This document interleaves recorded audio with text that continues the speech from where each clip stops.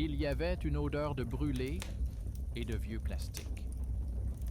Le soir, quand la maison était calme, il remarqua une légère odeur de brûlé provenant de l'entrée, comme si quelqu'un avait allumé une lampe dans le débarras et oublié de l'éteindre.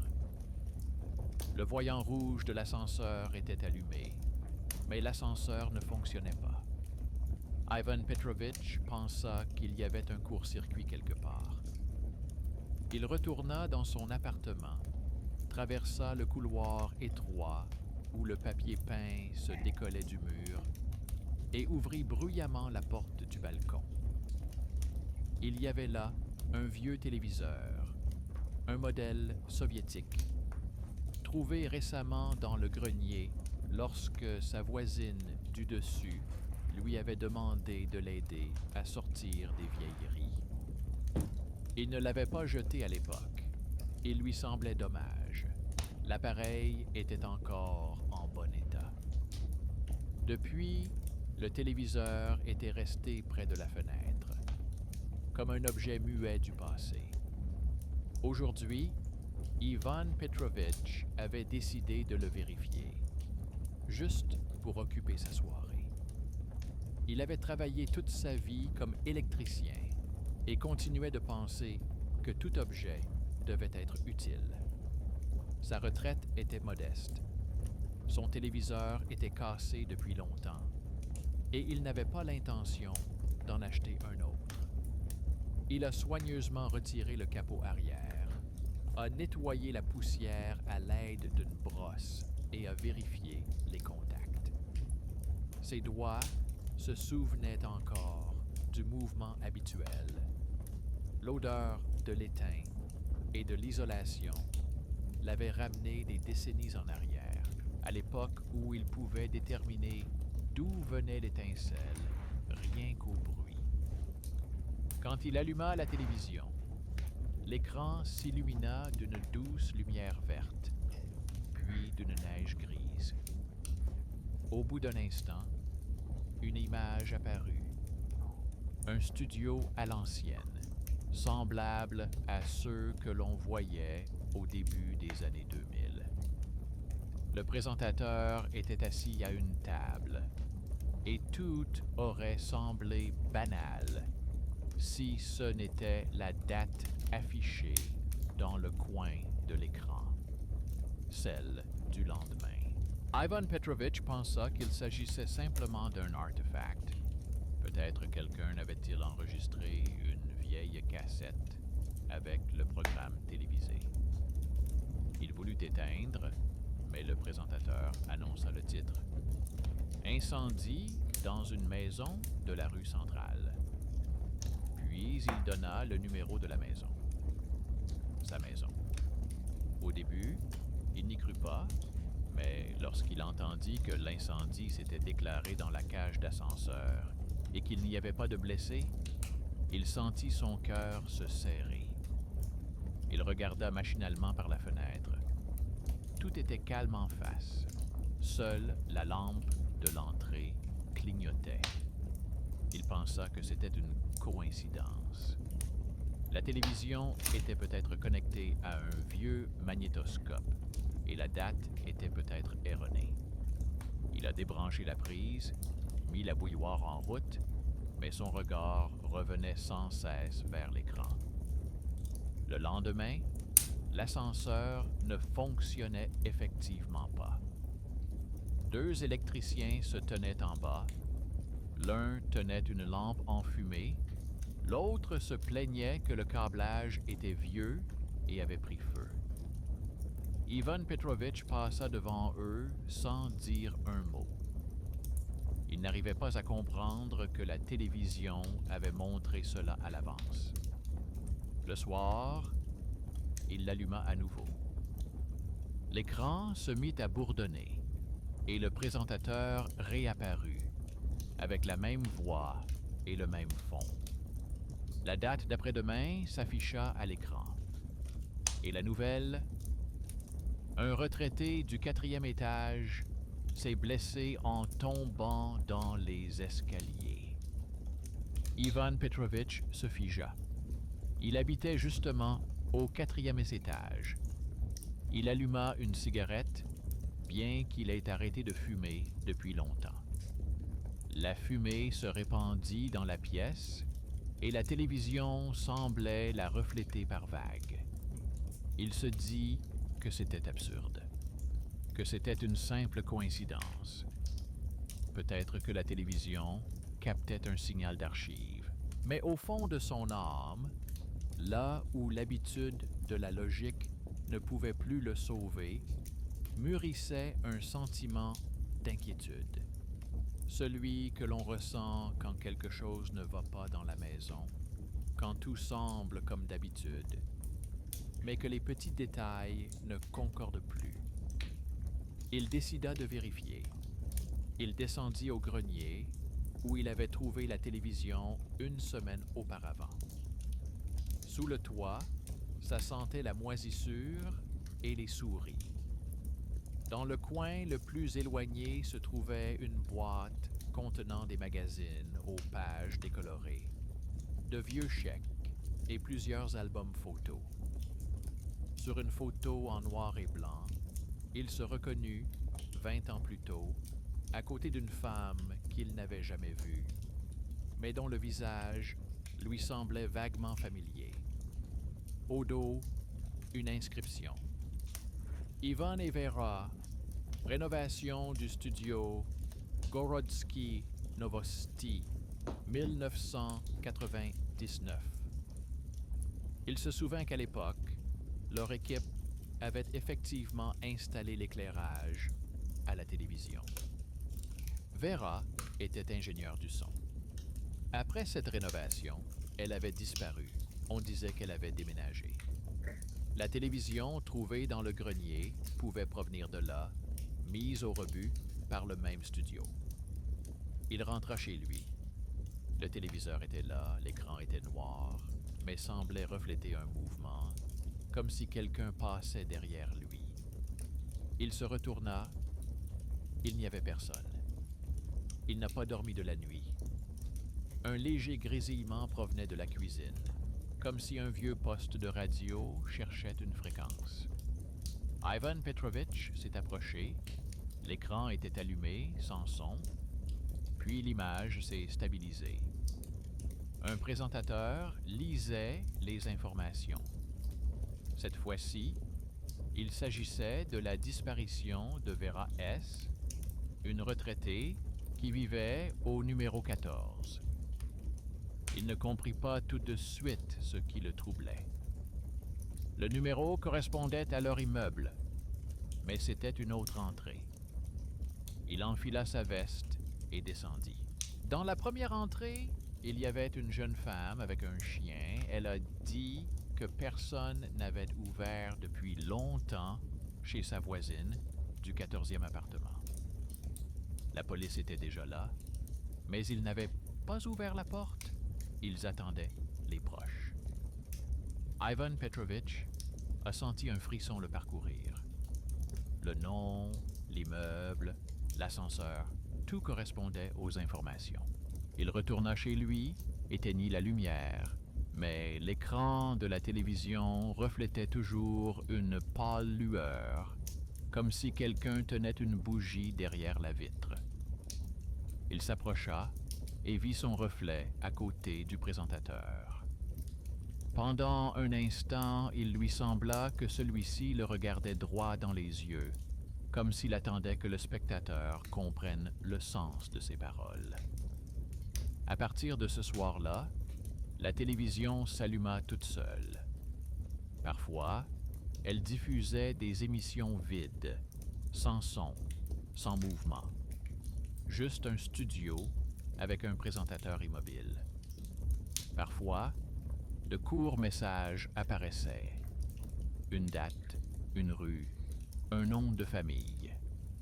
Ivan Petrovitch commença à les noter dans un carnet. En 2 semaines, tous correspondaient, sauf un, le dernier. Dans ce message, le présentateur disait qu'un vieux téléviseur source de signaux inconnus, serait trouvé dans la maison numéro 14. Ivan Petrovitch a alors pensé que son appareil faisait peut-être partie d'une expérience, des restes d'un équipement de transmission. Il est allé voir son voisin du 5e, qui avait un équipement plus récent. Le voisin a regardé et a dit que l'antenne n'était pas connectée du tout et que l'alimentation provenait directement du réseau, sans source de signal visible. Il a conseillé de le jeter ou au moins de le sortir de l'appartement, mais Ivan Petrovitch n'a pas pu le faire. Il a alors décidé d'agir autrement. Il a photographié l'écran où apparaissait la date du dimanche suivant.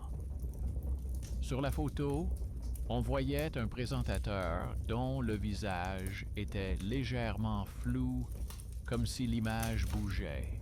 En légende, on pouvait lire « À la mémoire du télémonteur Ivan Petrovitch K, disparu dans son sommeil. Il passa toute la nuit sans dormir, essayant de se rappeler comment le présentateur connaissait son nom. Peut-être que les anciennes listes des employés étaient conservées quelque part dans les archives, lorsqu'il avait réparé l'éclairage pour la télévision. Son nom de famille avait alors pu rester dans les documents. Tout était logique, mais cela ne le soulageait pas pour autant. Au petit matin, il entendit un léger bruissement, comme si quelqu'un changeait de chaîne sans télécommande. De vieilles émissions apparaissaient à l'écran, des chroniques, des bulletins d'information, des annonces. Parmi elles, un enregistrement où il apparaissait lui-même, jeune, vêtu d'une combinaison de travail. Il portait un projecteur et passait hors champ. Le présentateur prononça alors cette phrase. « Ces personnes resteront dans l'ombre, mais sans elles, il n'y aurait pas de lumière. » Ivan Petrovitch s'assit involontairement plus près. Ces mots semblaient s'adresser à lui. Dans l'après-midi, il se rendit dans l'atelier d'un ancien collègue pour savoir s'il restait quelque part d'anciennes pièces de ce studio de télévision. Son collègue fut surpris et lui dit qu'après l'incendie, tout le matériel avait été mis au rebut et emmené à la décharge. Personne n'avait rien conservé. Mais dans un vieux catalogue qu'il lui montra, Ivan Petrovitch remarqua une photo. Le même téléviseur, un modèle rare, expérimental. La légende disait « pour la diffusion interne et le contrôle des archives ». Il comprit que son téléviseur n'était pas un appareil grand public, mais un récepteur interne, probablement utilisé pour tester la synchronisation des enregistrements diffusés. Mais alors, comment expliquer les informations qui n'existaient pas encore? De retour chez lui, il trouva sous le téléviseur une fine couche de poussière sur laquelle étaient clairement imprimées des empreintes de mains. Comme si quelqu'un avait posé ses mains sur l'écran depuis l'intérieur. Il voulait appeler un réparateur, mais son téléphone s'est bloqué. L'écran affichait une notification d'appel manqué provenant d'un numéro inconnu, correspondant à la date de la sortie du lendemain. Le soir, la télévision s'est rallumée. À l'écran, le présentateur, la même voix, calme et assurée. Aujourd'hui, nous allons vous parler d'un homme qui a compris trop tard que la diffusion continuait. Et Ivan Petrovitch a débranché la prise, mais l'écran n'est pas éteint. Il est resté debout, sans cligner des yeux, regardant son propre reflet à côté du présentateur. Et pour la première fois, il a remarqué que leurs visages étaient presque identiques. Il se souvint d'une photo trouvée dans le grenier. Lui et Vera, en train de rénover le studio.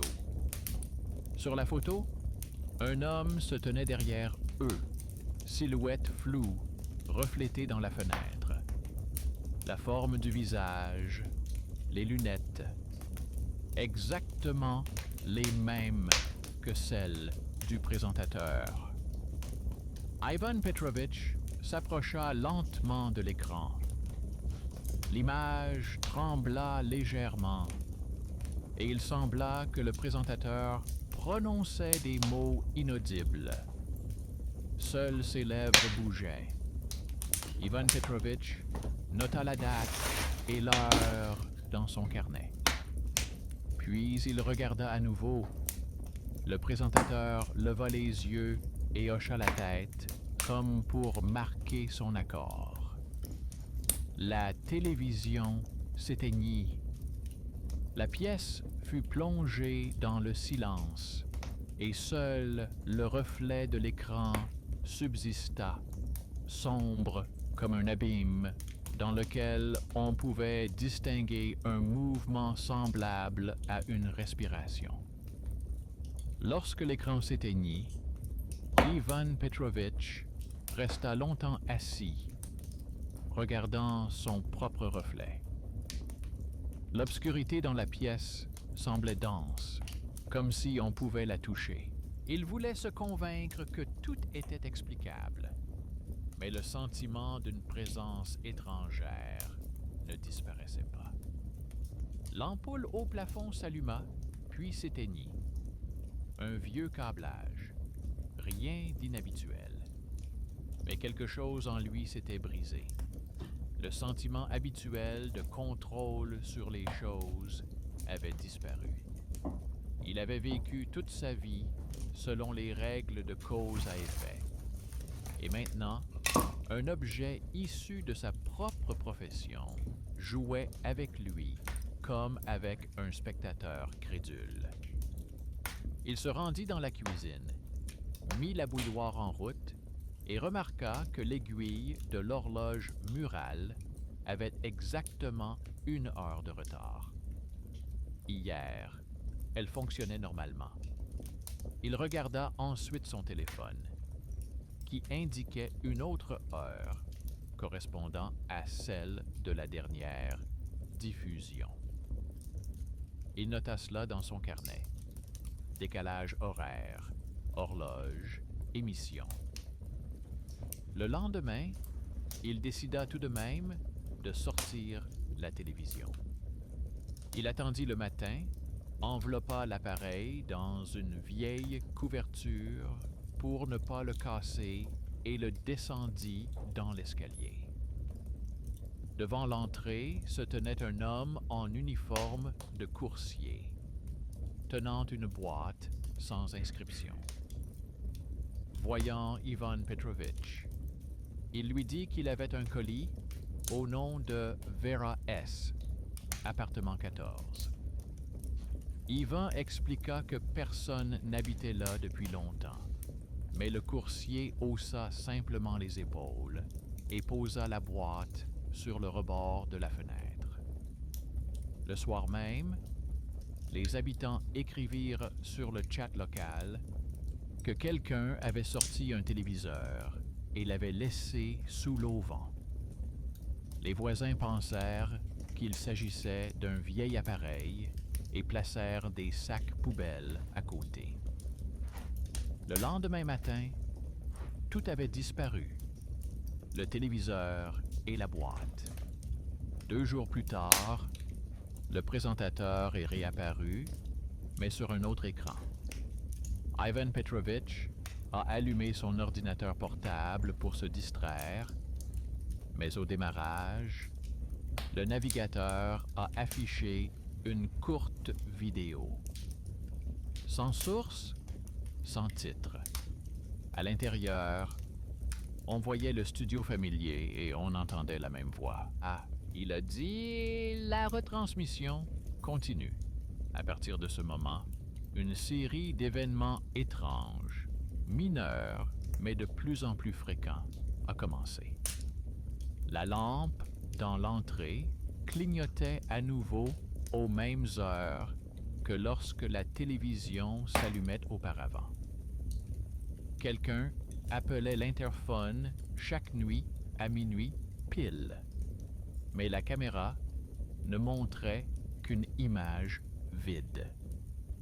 Dans le chat des voisins, on discutait du fait qu'on entendait quelque part dans l'immeuble un vieux bruit, un bourdonnement semblable au fond sonore d'un téléviseur. Quelqu'un a même filmé une vidéo et l'a mise en ligne, mais elle a rapidement disparu. Ivan Petrovich a remarqué que son reflet dans la fenêtre avait un temps de retard lorsqu'il bougeait. Il a commencé à laisser la lampe allumée pour vérifier, et effectivement, certains soirs, le mouvement du reflet ne correspondait pas.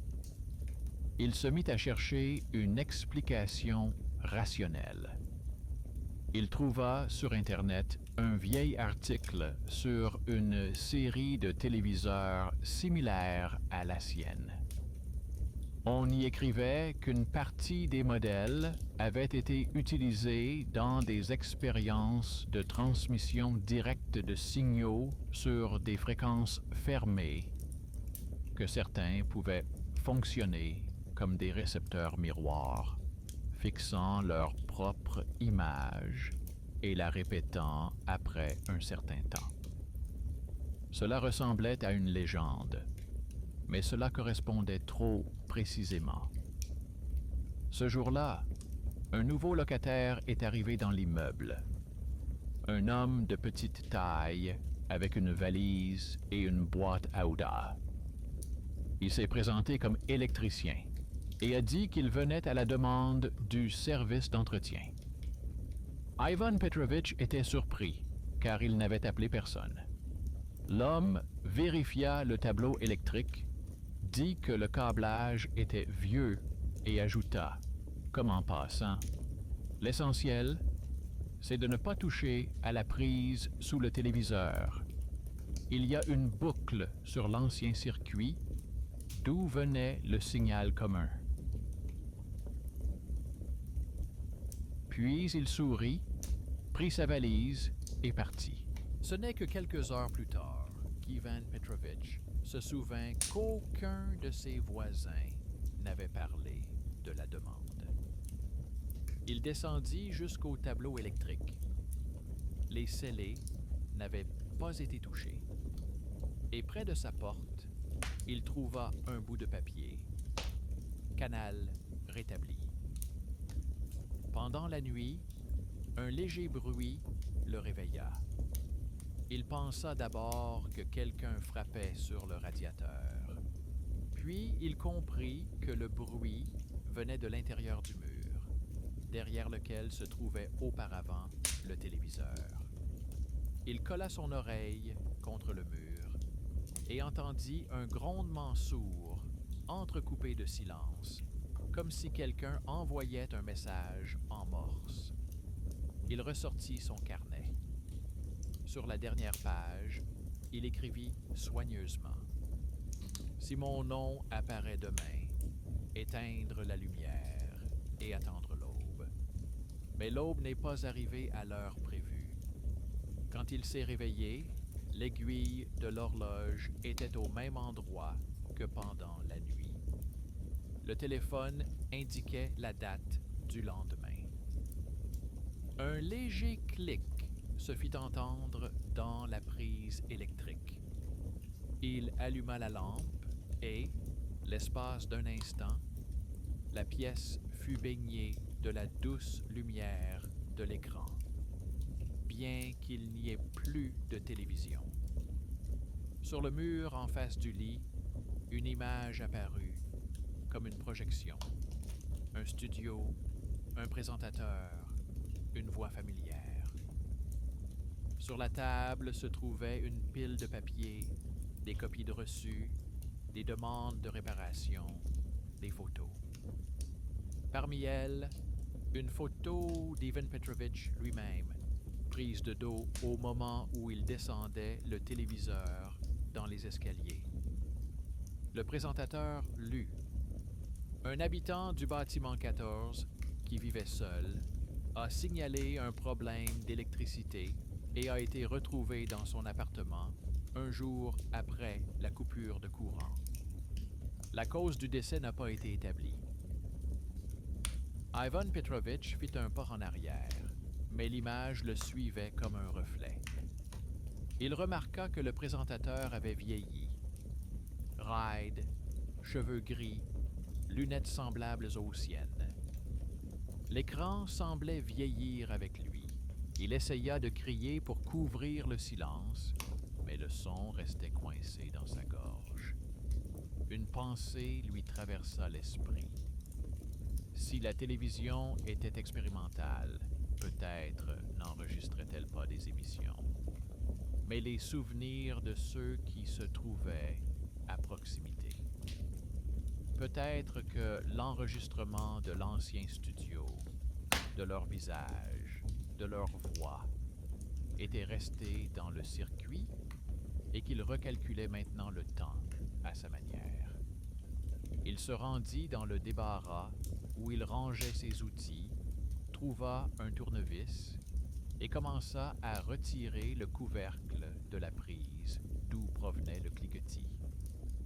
Sous une couche de poussière se trouvait un vieux câble coaxial, coupé et plié. En petits caractères, il était écrit « Canal de contrôle. Ne pas déconnecter ». Il resta longtemps assis à regarder ces mots, jusqu'à ce qu'il remarque que des notifications commençaient à clignoter sur l'écran de son téléphone, toutes avec le même texte. Continuez à regarder. Il laissa tomber son téléphone, mais celui-ci ne se brisa pas. Seul l'écran s'assombrit et refléta la silhouette pâle du présentateur. Le soir venu, Ivan Petrovich coupa l'électricité dans tout l'appartement. La bougie qu'il alluma se reflétait dans la vitre de la fenêtre, où l'on voyait un faible tremblement de lumière, comme si quelqu'un tenait également une bougie derrière le mur. Au loin, on entendait des pas, peut-être des voisins, peut-être un écho. Il s'allongea, mais le sommeil ne vint pas. Le temps s'était arrêté entre la nuit et le matin. Les aiguilles ne bougeaient pas. Il se souvint de Vera. Peut-être que sa disparition était également liée à cette télévision. À l'époque, après la rénovation du studio, elle se plaignait d'entendre pendant les tests une émission sans signal, des voix qui répétaient des répliques passées au futur. Il pensait qu'elle inventait cela pour expliquer le bruit dans le câblage. À présent, il n'en était plus si sûr. Lorsque la bougie s'éteignit, l'écran de la fenêtre devint sombre. Mais deux silhouettes étaient encore visibles dans le reflet. L'une était la sienne. La seconde était immobile, assise à la table, dans la posture familière d'un présentateur. À ce moment-là, un grondement semblable au début d'une émission de radio se fit entendre derrière le mur. Régulier, grave, comme si quelqu'un avait mis en marche un vieux générateur. Ivan Petrovich se leva, alluma sa lampe de poche, mais la lumière s'éteignit. Puis, dans l'obscurité totale, il entendit un bruissement distinct de papier. Quelqu'un feuilletait le bloc-notes posé sur la table. Lorsqu'il s'approcha, la page était ouverte à la dernière note. Si mon nom apparaît demain, ne pas éteindre. Il sentit un frisson lui parcourir le dos et comprit soudain que le texte avait légèrement changé. Il tenait un stylo dans sa main, mais il ne se souvenait pas avoir écrit cela. Une sirène retentit dans la rue, puis s'éteignit. Derrière la fenêtre, l'écran de la maison voisine s'alluma. Des reflets bleus clignotaient dans les fenêtres, comme si quelqu'un regardait la même émission. Ivan Petrovitch s'approcha de la fenêtre et vit dans le reflet des dizaines de fenêtres identiques. Et dans chacune d'elles, la même image s'affichait un instant. Le studio, le présentateur, le nom du téléspectateur. Il n'essaya plus d'éteindre quoi que ce soit. Il s'assit simplement en face du mur, où le reflet tremblait à peine, et se dit doucement que c'était peut-être simplement une façon pour la mémoire de fonctionner à travers les objets. Mais au fond de lui, il comprenait déjà. L'émission continuait tant qu'il y avait quelqu'un pour la regarder. La matinée commença sans lumière matinale. Dehors, un épais brouillard gris recouvrait la ville comme d'un film. Pour la première fois depuis longtemps, Ivan Petrovitch n'entendait ni les ascenseurs, ni les klaxons des voitures, ni les postes des voisins. Il alluma la radio, mais n'entendit qu'un sifflement, comme pris dans une boucle. Dans la cuisine, un bloc-notes était posé sur la table, ouvert à une nouvelle page. La dernière inscription, écrite en lettres soignées, d'une écriture étrangère, disait « Vérification du canal 3.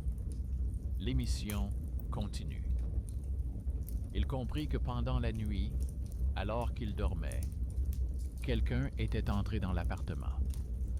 La porte était verrouillée de l'intérieur, la fenêtre fermée, mais il y avait des traces de chaussures sur le sol, dans la poussière près du seuil. Exactement 2 paires. L'une était ses vieilles pantoufles. L'autre avait des semelles lisses, comme des chaussures de bureau. Les traces disparaissaient près du mur où se trouvait auparavant le téléviseur. Il a essayé de se rappeler si quelqu'un des services communaux était venu. Il se souvint d'un électricien avec une valise. À l'époque, il n'y avait pas prêté attention, mais il comprit alors que cette valise ne contenait pas d'outils et qu'il y avait sur la boîte un autocollant identique à ceux qui figuraient sur les photos du matériel du studio. Le signe de ceux qui s'occupaient de la diffusion des archives. Il rouvrit la vieille photo trouvée dans le grenier. Au dos, outre la signature Ivan et Vera, quelqu'un avait ajouté par la suite « Service de contrôle interne des émissions ». Et plus loin, un numéro de téléphone, invalide depuis longtemps. Ce jour-là, il décida de se rendre à l'endroit où se trouvait autrefois le studio. Le bâtiment avait été partiellement démoli, remplacé par un centre commercial, mais une partie des murs extérieurs était encore intacte. Sur les briques, sous le crépi frais, on pouvait encore voir les traces d'inscription. À l'intérieur, parmi les nouvelles vitrines, il reconnut les contours de l'ancien couloir qu'il avait emprunté 20 ans auparavant. Derrière l'un des murs de la réserve, où étaient désormais entreposées des boîtes, il remarqua une niche recouverte de contreplaqué. Il arracha péniblement le panneau et découvrit une armoire métallique avec une plaque décolorée.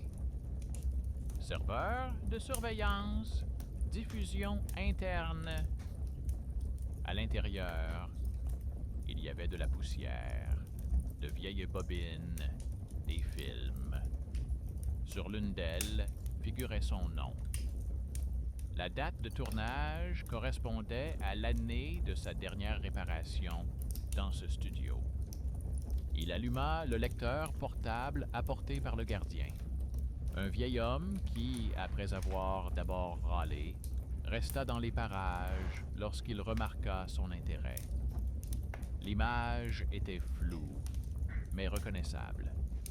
La jeune Vera dans le studio, installant un micro, se retournant, regardant droit dans l'objectif et disant quelque chose sans son.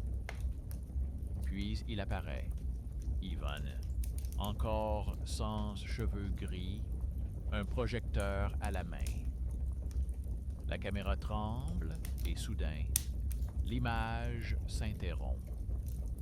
À la fin du film, une inscription manuscrite. Signal de doublage, ne pas reproduire. Le gardien a dit que cette pièce n'avait pas été ouverte depuis l'incendie. Un technicien avait alors péri. Il ne se souvenait plus de son nom, mais il croisait par K. Ivan Petrovitch a senti un frisson lui parcourir le dos. Il n'était pas mort à l'époque. Il avait démissionné une semaine après l'incendie. Mais si un technicien portant un nom similaire avait péri, dans le studio, ils avaient pu confondre les documents. Quand il est sorti dans la rue, le gardien l'a interpellé. Il lui a dit qu'il y avait encore une enveloppe avec l'adresse du numéro 14 dans l'armoire. Il l'a prise en promettant de la rendre. Sur l'enveloppe, il y avait le cachet de la même chaîne de télévision et l'inscription. Archive du récepteur domestique, mode surveillance. À la maison, il ouvrit l'enveloppe. À l'intérieur se trouvait une feuille avec un tableau. Numéro d'appartement, nom, date. En face de son appartement, il y avait une coche et la mention « Canal actif ». Une autre ligne indiquait l'appartement de Vera, avec le statut « Fusion terminée ». Il resta longtemps assis, incapable d'en comprendre le sens. Fusion était un terme technique, mais dans ce contexte, il sonnait comme un verdict.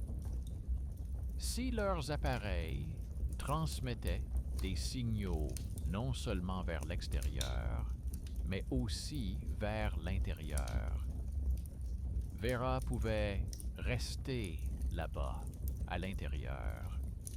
Cette fois, la télévision ne s'alluma pas. Mais le reflet de l'écran dans le verre noir du moniteur de l'ordinateur portable pulsait lentement, comme s'il était vivant. Il fit un pas de plus et distingua un instant le visage de Vera. Jeune, lumineux, légèrement déformé. Elle semblait murmurer quelque chose sans émettre de son. Ivan Petrovitch tendit la main, et à ce moment-là, la lampe au-dessus de sa tête s'alluma. Un craquement se fit entendre dans la cuisine, suivi d'un clic, et l'écran s'anima.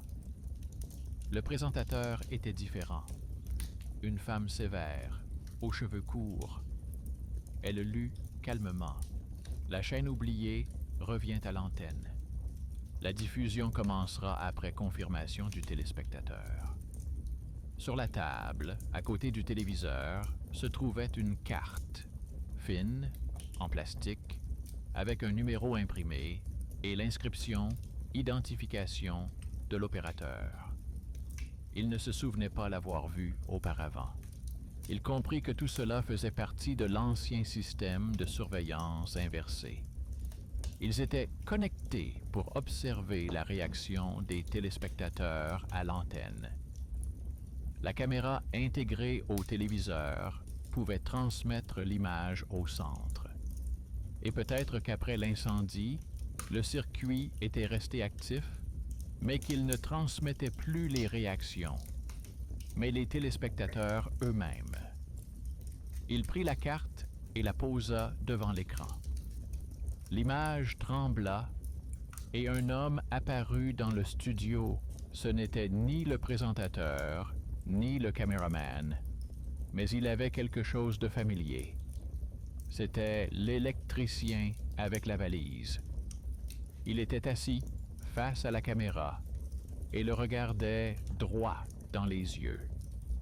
En bas de l'écran, on pouvait lire « Présentateur, ingénieur des archives de communication ». Une voix dit « Chaque signal a besoin d'un spectateur ». Ivan Petrovitch comprit que cet homme n'était pas un simple technicien de passage. C'était peut-être lui qui avait lancé les retransmissions en utilisant l'ancien réseau de maisons où se trouvaient ses récepteurs. Alors, les coursiers avec leurs boîtes, les étranges coïncidences d'adresses, tout prenait sens. Ils cherchaient ceux qui étaient liés à l'ancienne diffusion. Il se souvint que Vera avait dit un jour que chaque émission vivait tant que quelqu'un s'en souvenait. Et maintenant, quelqu'un avait décidé d'en faire un système. Le lendemain, Ivan Petrovitch est allé voir ses voisins pour savoir s'ils avaient remarqué quelque chose d'étrange. Une jeune femme avec un enfant a dit que le soir, la télévision allumait toute seule les informations sans le son. Un homme de l'immeuble voisin s'est plaint que son miroir reflétait parfois d'autres pièces. Toutes ces petites choses s'assemblaient en un seul schéma. L'émission revenait à travers les téléspectateurs. Il comprit qu'il devait mettre fin à cela, même s'il ne savait pas comment. Le soir, il rassembla ses vieux outils, trouva un ancien schéma dans ses archives et commença à vérifier le câblage. Dans l'une des prises derrière le placard de la cuisine, il découvrit un petit module métallique de la taille d'une pièce de monnaie, soudé directement au câble. Sur le boîtier figurait le logo du même studio de télévision. Il a retiré le module et l'a posé sur la table.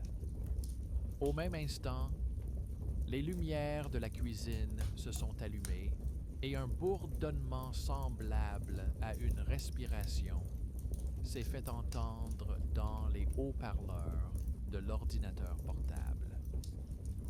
Une voix d'annonceur s'est fait entendre doucement, comme si elle venait juste derrière lui. Signal perdu, diffusion instable. Il comprit qu'il avait arraché un morceau de la chaîne. Et, peut-être pour la première fois depuis tout ce temps, il fit le bon choix. Mais la pièce avait déjà changé. Les reflets ne coïncidaient plus. Le son dans le couloir n'était plus un écho, mais quelque chose d'autre. Des pas, lents, lourds, qui se rapprochaient. Il leva les yeux. Une image apparut sur la vitre de la fenêtre.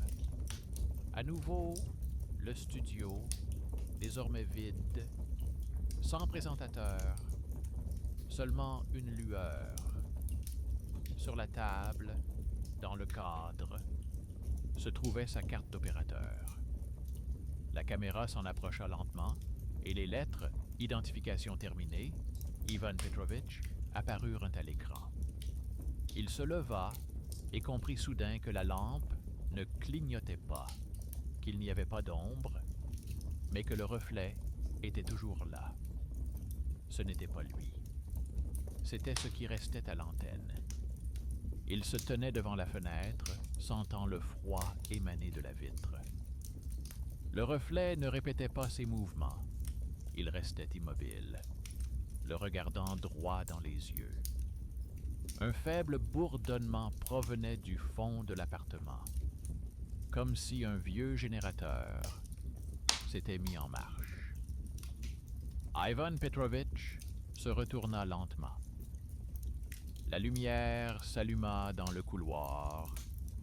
La télévision, qu'il croyait avoir été retirée depuis longtemps, s'alluma d'elle-même.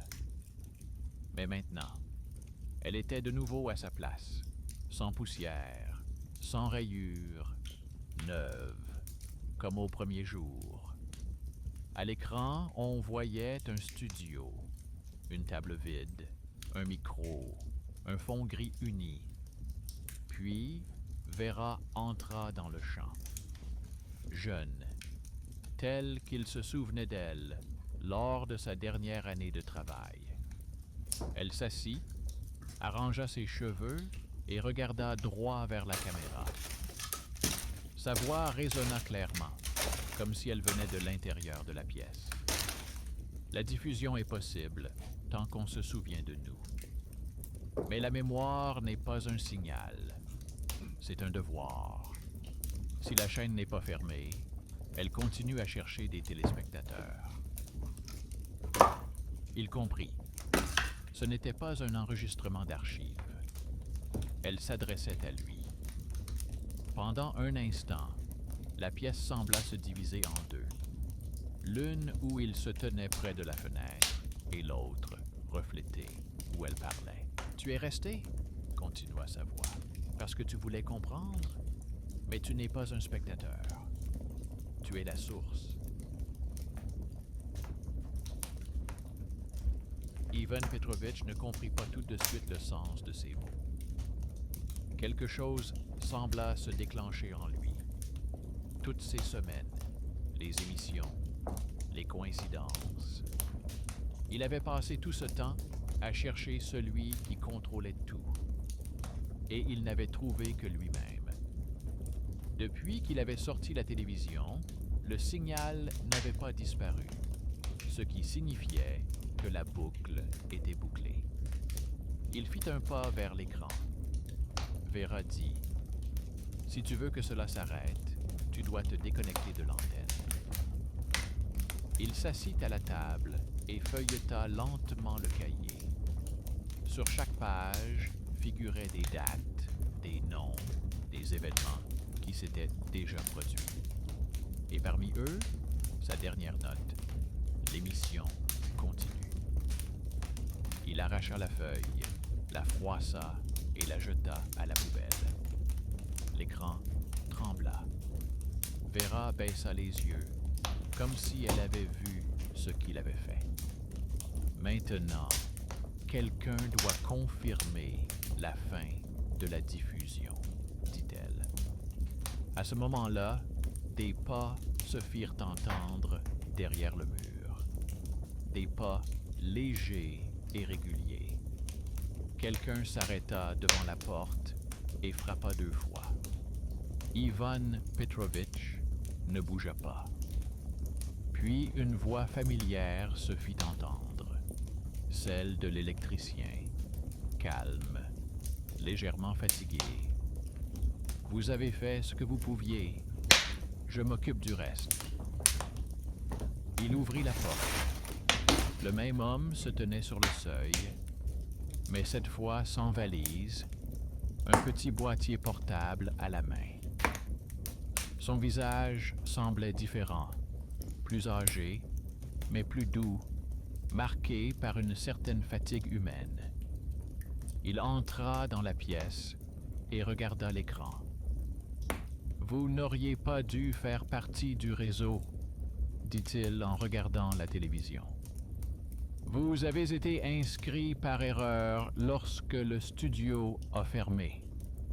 À l'époque, Le système recherchait des opérateurs et votre nom correspondait à celui d'un technicien d'archivage. La chaîne ne savait pas qui considérer comme point de départ. Ivan Petrovitch écoutait, incrédule. Ivan est... Donc, tout ce temps, l'émission passait par moi? L'homme acquiesça. Oui, vous êtes le nœud de communication. Mais maintenant, si vous le souhaitez, je peux fermer le canal. C'est sans danger. Pour les autres. Il regarda l'écran.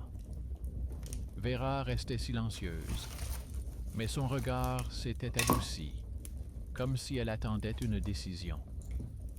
Ivan Petrovitch pensa à ses vieux outils, aux années passées à réparer les câbles des autres, à apporter la lumière là où régnait l'obscurité.